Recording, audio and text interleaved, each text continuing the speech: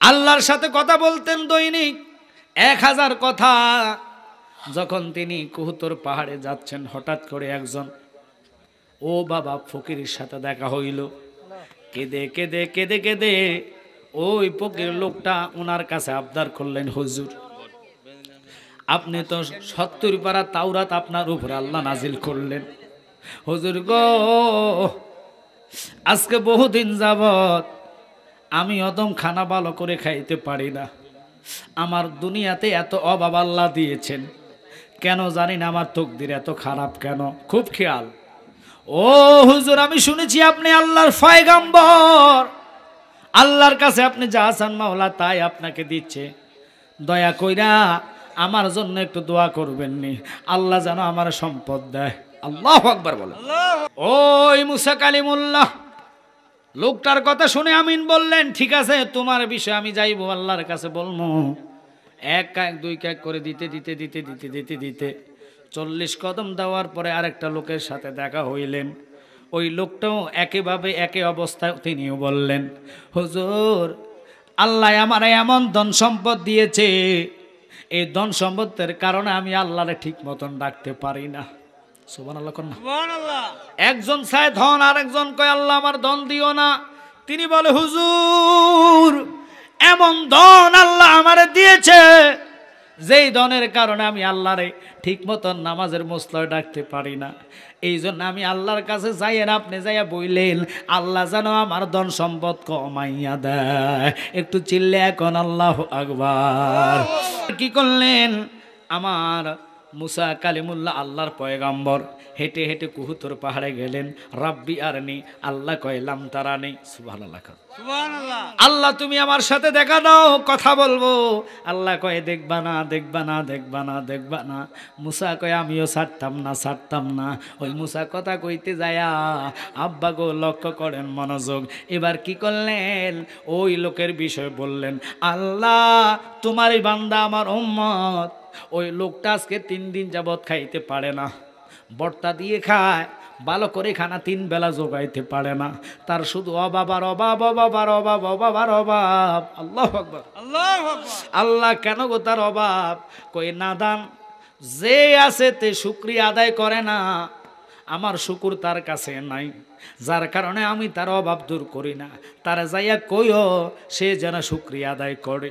কথাটা শুননা দ্বিতীয় লোকের আরজি জানাইলেন, আল্লাহ আরেক বান্দার এমন ধন সম্পদ দিয়েছ যার ধন সম্পদে কমে না, তুমি দয়া করে তার ধন সম্পদ কমায়া দিতা।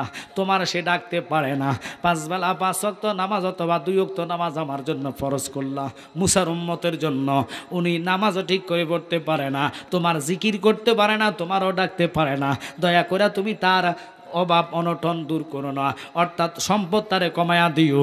আল্লাহ কইতে দেরি রাব্বুল আলামিন বলে, মুসা রে ওই উম্মত রে তুমি যাইয়া বইল আমার বান্দারে সে যেন আমার শুকুর আদায় করা বন্ধ করে দেয়। 2 জনে 2 রেজাল্ট পায়া তিনি আসতেছে।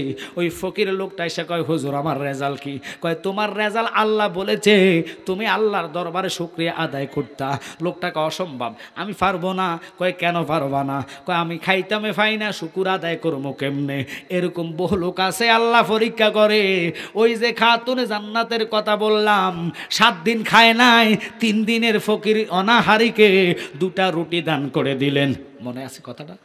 দেখেন খাতুনে জান্নাত ফাতেমা, শুকুর তো আদায় আদায়, 7 দিন খায় নাই, দান করলেন কাফড়, দান করলেন রুটি, একসাথে কোন আল্লাহু আকবার।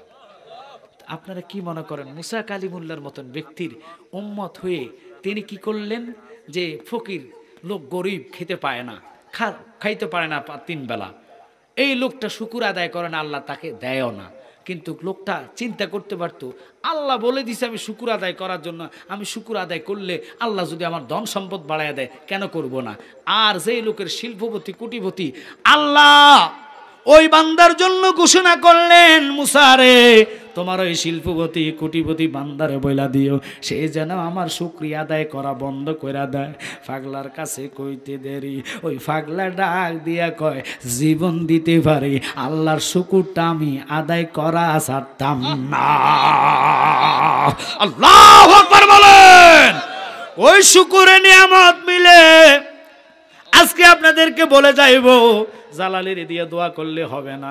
5 ওয়াক্ত নামাজ শুকুর আদায় করবেন। আল্লাহ ডাল খাওয়াও, ভাত খাওয়াও, হ্যান খাওয়াও, শুকনা ভাত খাওয়াও, তরকারি দাও না, সব তোমার কাছে নিয়ে আমার শুকুর আদায় করে আল্লাহ। তবে ইমানটার জাবিনদার আপনি খোদা হইয়া যায়েন। এমন একটা জমানা আমরা আছি, ইমান ধরে রাখা কষ্টকর, কথা বলেন ঠিক কিনা? আজকে হাত জোর করে বলে আপনাদেরকে বাবা, ওই যে বললাম অপরাধীদেরকে অপরাধী না বললা, বিনা অপরাধী মানুষদেরকে বিভিন্ন রকমের হয়রানি করে, তাদেরও একদিন বিচার হবে। হাত জোর করে বলে যায় মা বাপের খেদমত করা লাগবে। আর গাউসে বাগের আব্বা তিনি যে মোরাকাবা করলেন, মোরাকাবার মধ্যে বসলেন, আমি বইলা গেছি কি যে উনি কেমনে বলল ফেডেরটা ছেলে নামে। আল্লাহু আকবার কোন। এই আলোচনা আপনাদের জন্য, যেহেতু 16 তারিখ আমি আসতেছি, আমার বোনের বাড়িতে লম্বা ঘটনা আলোচনা করে যাব। কারণ ঘড়ির দিকে তাকায়া দেখি সময় কম হয়েছে না, 12:30টার কাছাকাছি 25 বাজে। তাহলে 2 ঘন্টার উপরে মুনাজাত মিলাদ লইয়া পায় 1টা বাজবে। রাগ করেন না, 1টার পর গেলে সমস্যা আছে। কি সমস্যা? ফজর যদি কাজায় হয় আল্লাহ আমারও ছাড়তো না, কথা কন ঠিক কিনা? কারণ মাহফিল দিয়েছি হেদায়েতের জন্য, যদি হেদায়েত না হন ইমানদারের জন্য হলো নামাজ। কথা বলেন, ওই নামাজ আমরা চাই কি চাই না? হাত তুলা দিয়ে বলেন চাই কি চাই না? আল্লাহ প্রত্যেককে কবুল করেন, আমিন বলেন। তাহলে মাহফিল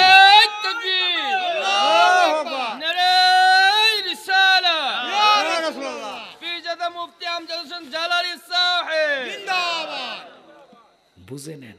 শুধু একটা কথা বলবো, গাউসে পাকের আব্বা ছেলে না মেয়ে মোরাকাবা করে মেয়েকে বলতেছে, বলবে। তো আপনারা সবাই থাকবেন ওখানে। শুধু মাসুক বেড়া মনে রাখবেন যে আব্দুল কাদের জিলানির আব্বা কিভাবে ফ্যাডের মধ্যে ছেলে না মেয়েকে, ওই টাইমে তার কম্পিউটার ছিল না, কথা কন না কি? এখন না কম্পিউটার ফ্যাডে লাগাইলে এটার কিতা কয়? আলতা আলতা আলতা আলতা আলতা খালি ফ্যাটে আইন আলতাটা করাই দিন। আলতা না এক্স রে কয়, কিতা কো বুঝি না। আলতা শুনে গ্রাফ কয়। আচ্ছা, গ্রাফ আর গ্রাফ যা হোক, এবার ফ্যাটের ভিতরে হোলাটা লড়ে না মরে। আর ডাক্তারিকারও কত সালাক টিয়া কামার লাগো, আয় হায় বাচ্চা তো উল্টা হইয়া রয়েছে গা, এবার আগামী সপ্তাহে ওই আরো টিয়া খানার লাগিয়া কত বাট ফার। এরপরে কয় আহা বাচ্চার পানি শুকাইয়া গেছে, আপনার এটা কাটার লাগবো। আগে বাগে টাকা রেডি রাখছে, তারিখ দিয়ে দেবো, মুখ তারিখে চলে হইব, সিজারে চলে আইন, কথা কন না। এই জন্য বেশিরভাগ ফ্যাট কাটা লাগে। ইন্নামা আমালু বিন্নিয়ত, নিয়তে করিরা ফ্যাট কাটার লাগিয়া। আগের মানুষের ফ্যাট কাটার নামও লয় না, ফ্যাট কাটাও লাগে নাই। ওমা বেদনা উঠছে এই সন্ধ্যা এসার নামাজের হয় ওয়াও ওয়াও, কথা কন না গাড়ি ওমা বাচ্চা কান্দাছে। আর অহন গাটি ওর লাগো বেদনার ইঞ্জেকশন দিলে বেদনা বাড়ে না। কি লেগে কনা তোর এটা কাটার লাগবো, কথা কন না কা? ওই যেরকম নিয়ত এরকম কারবার, কথা কন না কা? আমি এখন বললে আপনার হতে বলে আমার আম্মাকে দিয়ে বললাম, আমরা 8 ভাই। 8 ভাইয়ের মধ্যে আমার আব্বা 2 বিবাহ করেছে, যদিও 2 বিবাহ করে। আমার মারা এক সংসারের নয়, 2 সংসারের, একে নামাজের মশলা এখনো নামাজ পড়ে। আল্লাহু আকবার কোন।